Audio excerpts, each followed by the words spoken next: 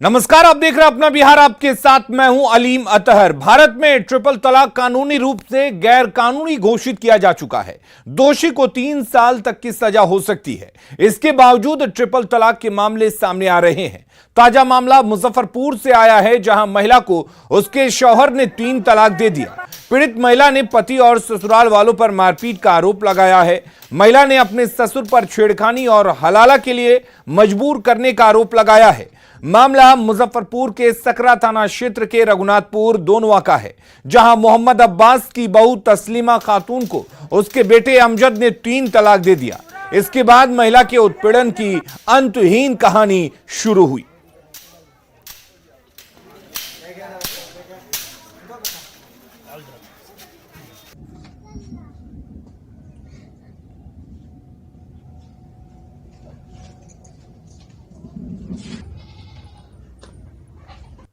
एक तरफ केंद्र सरकार ने 3 तलाक के खिलाफ कानून बना दिया है, लेकिन आज भी लोग इस कानून की धज्जियां उड़ाने में पीछे नहीं हटते। 3 तलाक और हलाला जैसे शर्मनाक मामले आज भी सामने आते हैं। ताजा मामला मुजफ्फरपुर के सकरा थाना क्षेत्र के बाजी दुनमा की है, जहां पर मोहम्मद अब्बास और अमजद के खिलाफ ये मामला दर्ज कराया गया है। इस मामले में सकरा थाना में केस भी दर्ज कराया गया है और अभी हम रामनगर लट्ठा में हैं। आप देख सकते हैं एक सामान्य सा छोटा सा घर है और इसी घर की बेटी है तस्लीमा, जिसकी शादी कुछ साल पहले बाजी दुनमा के अमजद से हुआ था। लेकिन कुछ ही साल के अंदर अब वह 3 तलाक का मामला सामने आया है। उन्होंने 3 तलाक दे दिया। साथ ही साथ कई तरह के अलग अलग तरह की बातें भी कही जा रही है। साथ ही साथ वहां पर हलाला जैसे कुकृत्य करने की भी बात सामने आ रही है। इस मामले में सकरा थाना जो है वह छानबीन कर रही है। मामला दर्ज कर लिया गया है और कहीं न कहीं यह मामला जो है फिर से तुल पकड़ता हुआ दिख रहा है। मुजफ्फरपुर से न्यूज 18 के लिए प्रियांक सौरभ। जी, हमको 3 तलाक देने के बाद आई है, सामने पंचायत में बैठा है। हमको बहुत मारते पीटते थे। उसमें बोले कि हम 3 तलाक दे दिए, हम नहीं रखेंगे, हम हलाला कराएंगे, उसके बाद रखेंगे इसको। हमारे ससुर के लिए कौन कह रहे हैं? ससुर बोल रहे हैं। क्या नाम है ससुर का? मोहम्मद अब्बास आजाद। क्या बोल रहे हैं? बोल रहे हैं कि दूसरे से शादी करना होगा, उसके बाद इसको हलाला करके तब हम घर में बेटा से शादी करेंगे। उसके बाद कि ये कानून तो हम बताए हैं कि ये सब हट गया, ये हमारे मोदी सरकार ने हटा दिया कब के, तो इसको लेके क्यों चल रहे हैं? तो कुछ नहीं है, ये सब कुछ नहीं है। हमारे क्या बोल रहे हैं? तो बोले नहीं, अपना जो हमारे जो इस्लामी धर्म है उसको लेके हम चलेंगे। बेटी के ऊपर बहुत मुसीबत डाले हैं अब्बास बाबू। हम लोग गरीब आदमी हैं, बिना गुनाह कसूर के पंचायती बैठवा के खुद हमारा बेटी को तिलाक दे करके घर से बाहर निकाल दिए। कैसे हलाला की भी बात वो लोग कह रहे हैं? हाँ, हलाला के बात उसी समय बोले थे से अभी इस घर से जाए, 1 महीना के बाद हम इसको हलाला करके रखे। समझी साहब, देखिए इसे मत करिए, बहू है आपके ले जाइए। पोता लाने आता है, अब पुतो काहे न ले जाइएगा? पुतो के भी ले जाइए। तो नहीं, पोता तो हम कोर्ट से ले लेंगे। तो आप कोर्ट से पोता ले लीजिएगा। हमको बेटी कहाँ जाएगा? हमको लड़की शादी नहीं करेगा कोई कीमत में, हमको वही लड़का के लेकर के दिवस काटेगा।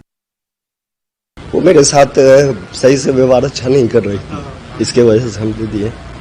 क्या व्यवहार, मतलब किस तरह का व्यवहार करती थी? जैसे वो हमको बोलती थी कि इसे अपने बाप माँ को छोड़ के हमको अलग रखिए, ठीक है, अपना बाप माँ को छोड़ दीजिए, हमको अलग कलकत्ता में रखिए, जहाँ रखना है वहाँ रखिए। इस आधार पर हम उसको मतलब और टॉर्चर भी देती थी, गाली गलौज, मतलब हमेशा झगड़ा वगैरह सब कुछ होता था। वो आप पर आरोप लगाती है कि आप किसी और महिला से बात करते हैं? नहीं, ये सब गलत है। वह किसी और से शादी करने के लिए प्रेरित करते हैं, ये सब गलत है।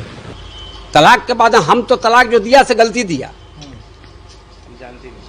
हमको तो जानकारी नहीं है। और एक बच्चा भी है उसका। हाँ, पोता है हमारा। हम उससे मिलने के लिए भी गए थे, हमको मिलने नहीं देता था। उसको लाने के लिए चाहते थे। उसको हम तस्लीमा को हम कलकत्ता भेजे। कलकत्ता से जो है न से फिर क्या दोनों में झगड़ा हुआ नहीं हुआ कलकत्ता में, वही दोनों व्यक्ति जाने। और चलिए अब आपको बताते हैं कि ट्रिपल तलाक कानून है क्या। दरअसल 2017 में सुप्रीम कोर्ट ने ट्रिपल तलाक कानून को गैर कानूनी बताया था। ट्रिपल तलाक को रोकने के लिए कानून बनाने का आदेश दिया गया और दिसंबर 2017 में सरकार ने मुस्लिम महिला विवाह अधिकार संरक्षण बिल पेश किया। 2019 में यह बिल लोकसभा और राज्यसभा दोनों सदनों में पास हो गया। यह कानून 3 तलाक पर रोक लगाता है। 3 तलाक देने के आरोपी पुरुष को 3 साल की सजा हो सकती है।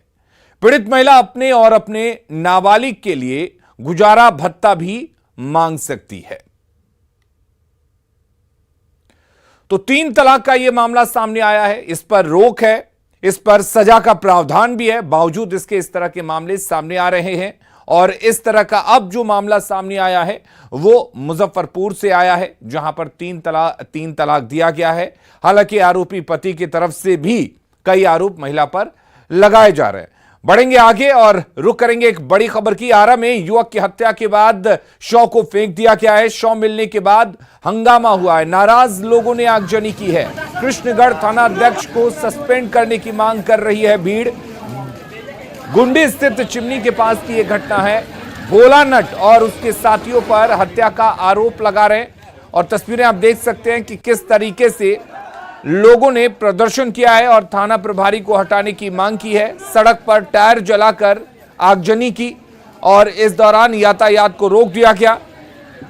लोगों की मांग है कि जो थाना प्रभारी है इलाके का उसको तत्काल सस्पेंड किया जाए। क्या मांग कर रहे हैं? मांग कर रहे हैं कि दरोगा का पूरा जिंदगी भर की नौकरी खत्म किया जाए, सरैया से नोट लोग भगाया जाए। हमारा लड़का चाहिए और कुछ मांग हमारा नहीं है।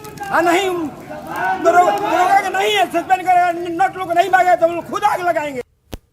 और अगली खबर पूर्णिया से है, जहां सहायक खजांची थाना के रामनगर चौक के पास एक 3.5 साल के बच्चा गायब हो गया। बच्चा यूवी उर्फ शारंश स्कूल जाने के लिए जैसे ही घर से निकला कि घर के दरवाजे से वो गायब हो गया। बच्चे के गायब होने के बाद मां और परिजनों का रो रो कर बुरा हाल है। बच्चे की मां प्रशासन और सरकार से जल्द बच्चे की बरामदगी की मांग कर रहे हैं। वहीं सूचना मिलते ही सहायक खजांची थाना प्रभारी और मरंगा थाना प्रभारी मौके पर पहुंचे और आसपास के सीसीटीवी फुटेज को खंगालने की कोशिश की। आशंका है कि किसी ने बच्चे को अगवा किया है। फिलहाल पुलिस मामले की जांच कर रही है।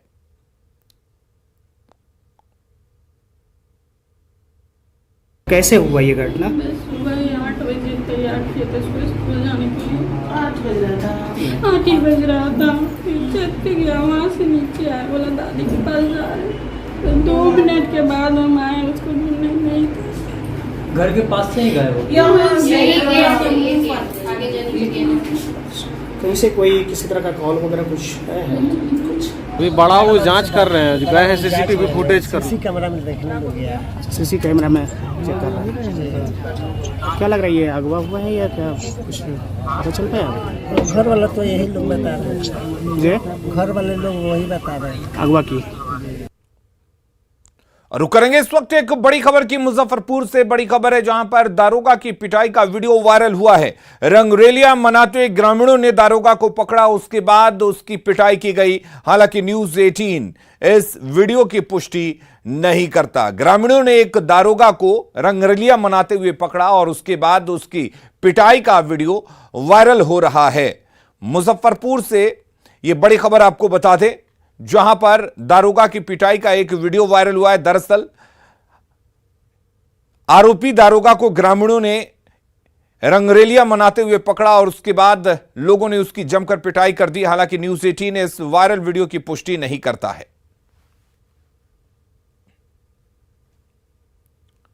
पॉलिटिक्स में परसेप्शन का बहुत ही अधिक महत्व होता है। नेता हो या सियासी दल पूरी कोशिश करते हैं कि जनता में गलत धारणा ना बने, गलत संदेश न जाए और अच्छी इमेज बनी रहे। सीएम नीतीश कुमार इस बात का पूरा ख्याल रखते हैं। यही वजह है कि वो 3C यानी क्राइम, करप्शन और कम्युनलिज्म पर कोई समझौता नहीं करते हैं। ताजा मामला कार्तिक कुमार का है, जो मंत्री बनते ही विवादों से घिर गए थे और आज 15 दिनों के भीतर उनका विभाग बदल दिया गया। संदेश साफ है कि सरकार की इमेज से कोई समझौता नहीं।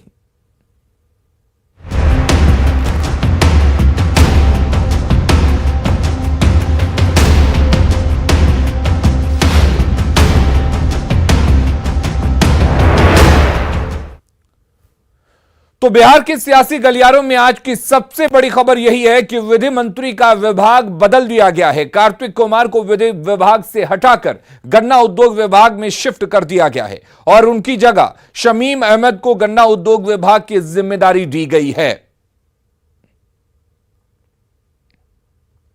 तो शमीम अहमद को अब बिहार का नया विधि मंत्री बनाया गया है। कार्तिक कुमार पर जिस तरह के आरोप लगे थे उसके बाद लगातार विपक्ष सरकार को घेरने की कोशिश कर रहा था और आखिरकार नीतीश कुमार ने यह एक बार फिर से जता दिया कि वो अपने इमेज को किसी भी हाल में खराब नहीं होने देंगे। जिस तरह के दावे नीतीश कुमार करते रहे सुशासन को लेकर, और उसी को देखते हुए उन्होंने कार्तिक कुमार जिन पर आरोप लग रहे थे, तरह तरह के आरोपों से विपक्ष उनको घेरने की कोशिश कर रहा था, कानून मंत्री का जिम्मा संभाल रहे थे। 15 दिनों के अंदर ही उनके विभाग को बदल दिया गया। नए कानून मंत्री अब बिहार के शमीम अहमद होंगे और अब कार्तिक कुमार को गन्ना मंत्री बना दिया गया है, यानी कि गन्ना विभाग की जिम्मेदारी अब कार्तिक कुमार संभालेंगे। जिस तरह से शपथ ग्रहण के दिन ही उन पर आरोप लगने शुरू हो गए थे और यह खबर आई थी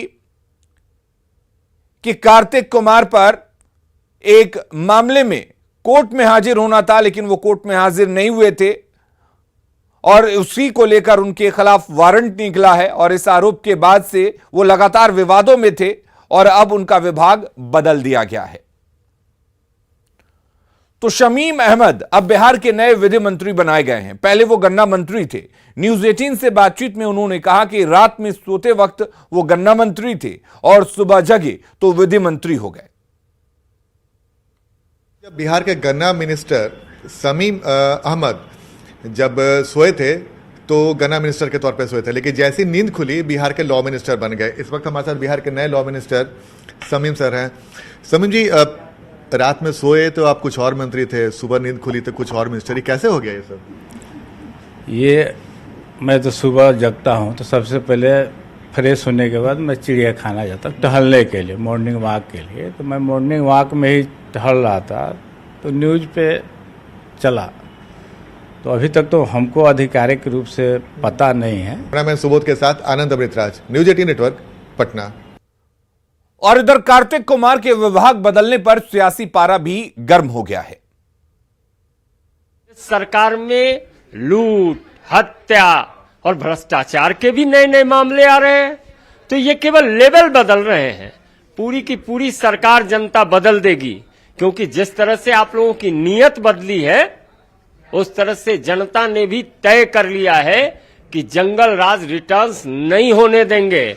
माननीय मुख्यमंत्री जी का विशेषाधिकार है, किसका विभाग कौन तय होगा ये तो, और मंत्री परिषद में शामिल होना दल के द्वारा किसी का नामित होता है। विभाग बदलना, विभाग कौन सा रहेगा इसकी अद्यतन जानकारी मुझे नहीं है। उसको गन्ना विभाग दिया गया है और गन्ना विभाग के मंत्री को विधि विभाग दिया गया। यह नीतीश कुमार जी की नई नीति है कि आप कितने भी बड़े अपराधी हों, हम अगर आपको फर्जी केस से जेल भिजवा सकते हैं तो हम ही आपको अपना, आपके व्यक्ति को विधि मंत्री देके आपको जेल जाने से बचा सकते हैं। बिहार की विधि व्यवस्था, बिहार की शासन व्यवस्था जिस तरह से गिर रही है, नीतीश कुमार जी रबर स्टैंप मुख्यमंत्री बनकर केवल और केवल लालू जी के परिवार के आदेश पालक की भूमिका में। मंत्रिमंडल के अपने साथी मंत्रियों को विभाग आवंटित करना मुख्यमंत्री का विशेषाधिकार होता है और नीतीश कुमार जी ने अपने साथी दलों के साथ विचार विमर्श करके अगर अपने इस विशेषाधिकार का उपयोग किया है तो ये बिहार के हितों को ध्यान में रखते हुए किया गया है। माननीय मुख्यमंत्री जी ने जो माननीय मंत्री कार्तिक कुमार का विभाग बदला है, ये उनका विशेषाधिकार है। इस मामले पर भारतीय जनता पार्टी को बोलने का कोई अधिकार नहीं है। और अब बात पटना में एक दूसरे सियासी हलचल की। तेलंगाना के सीएम के चंद्रशेखर राव यानी केसीआर आज पटना आएंगे, जहां वो सीएम नीतीश कुमार से मुलाकात करेंगे। उनकी मुलाकात डिप्टी सीएम तेजस्वी यादव से भी हो सकती है। केसीआर गलवान के शहीदों के परिजनों से भी मुलाकात करेंगे और उन्हें 10 लाख रुपए का चेक सौंपेंगे। हालांकि बिहार के सियासी गलियारों में सीएम नीतीश कुमार से उनकी मुलाकात के सियासी मायने निकाले जा रहे हैं। मुख्यमंत्री नीतीश कुमार 2024 के लोकसभा चुनाव से पहले विपक्ष का चेहरा बनने की ओर अग्रसर हैं। माना यह जा रहा है कि इससे पीएम की रेस में सीएम नीतीश कुमार का नाम और आगे बढ़ेगा। हालांकि नीतीश कुमार को अभी तक कांग्रेस का समर्थन नहीं मिल पाया है, लेकिन क्षेत्रीय दलों की ओर से नीतीश कुमार को समर्थन मिलने लगा है। केसीआर से पटना दौरे के दौरान पीएम मोदी के खिलाफ मोर्चाबंदी होगी और तीसरे मोर्चे की ओर से नीतीश कुमार के नाम को आगे किए जाने की संभावना बढ़ जाएगी। और इधर नेता प्रतिपक्ष विजय सिन्हा ने तेजस्वी यादव के उस बयान पर पलटवार किया है जिसमें उन्होंने सीबीआई की कार्रवाई पर सवाल उठाया था। साथ ही उन्होंने केसीआर के बिहार दौरे पर कहा कि तमाम भ्रष्टाचारी एक मंच पर आने की कोशिश कर रहे हैं। हम भ्रष्टाचारियों में दहशत है और ये भ्रष्टाचारी ये भूल गए कि जितनी भी संवैधानिक संस्था की एजेंसी है, सीबीआई, ईडी हो या इनकम टैक्स हो, ये कोई देश के प्रधानमंत्री माननीय नरेंद्र मोदी जी ने लेकर नहीं आया है। ये तो जब से देश आज़ाद हुआ है तब से ये संस्था है। ऐसे लीडर हैं, हर पार्टी के अंदर अच्छे लोग हैं, उन पर क्यों नहीं शिकंजा कसता है? जो दागदार हैं, कहीं न कहीं कलंकित लोग पर ही शिकंजा क्यों कसा जा रहा है? घबराहट में सभी एक मंच पर खड़े होंगे। जब भी कोई ईमानदार आदमी चलता है तो उसके घबराहट से सारे गलत करने वाले लोग एक जगह खड़ा हो जाते हैं कि इसको किसी तरह से रोको। और रुक करेंगे इस वक्त एक बड़ी खबर की बेटा से बड़ी खबर आ रही है, जहां पर शराब बनाने और पीने का वीडियो तेजी से वायरल हो रहा है। वायरल वीडियो की न्यूज़ 18 पुष्टि नहीं करता है। दरियापुर मुसहरी का यह वीडियो बताया जा रहा है, जहां पर आप देख सकते हैं शराबबंदी वाले बिहार में किस तरह से शराब बनाया जा रहा है और शराब पी जा रही है। और यही वो शराब है, यही वो संदिग्ध शराब है जिसे पीकर लगातार लोगों की संदिग्ध मौत भी हो रही है। बावजूद इसके शराब बनाने और शराब पीने का खेल चल रहा है।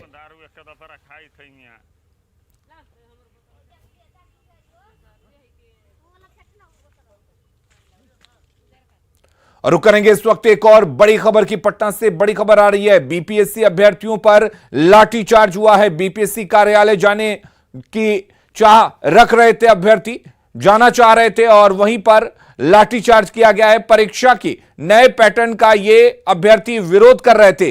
बीपीएससी अभ्यर्थियों ने प्रदर्शन किया है। बीपीएससी परीक्षा के नए पैटर्न का प्रदर्शन कर ये अभ्यर्थी विरोध कर रहे हैं। तो इसी दौरान बीपीएससी अभ्यर्थियों पर लाठीचार्ज हुआ है। दरअसल बीपीएससी जाना चाह रहे थे ये अभ्यर्थी और उसी दौरान पुलिस ने इनको रोकने की कोशिश की और वो नहीं रुके। पुलिस ने इन पर बल प्रयोग करते हुए लाठीचार्ज किया है। आपको बता दें, बीपीएससी ने परीक्षा को लेकर जो नया पैटर्न लागू किया है उसका ये अभ्यर्थी विरोध कर रहे थे और इसी को लेकर वो लगातार प्रदर्शन कर रहे हैं। प्रदर्शन के दौरान जब बीपीएससी अभ्यर्थी बीपीएससी जाने की कोशिश कर रहे थे तो पुलिस ने उन्हें रोकने की कोशिश की और उस दौरान पुलिस ने बल प्रयोग करते हुए लाठीचार्ज किया है। तस्वीरें देखिए किस तरह से बीपीएससी अभ्यर्थियों पर लाठीचार्ज हुआ है। एक्सक्लूसिव तस्वीरें इस वक्त आपको हम दिखा रहे हैं। पहले पुलिस ने इन अभ्यर्थियों को रोकने की कोशिश की, लेकिन जब अभ्यर्थी नहीं माने, अभ्यर्थी नहीं रुके और अपनी जिद पर अड़े रहे तो पुलिस ने इस भीड़ को, प्रदर्शन को तितर-बितर करने के लिए लाठीचार्ज किया है।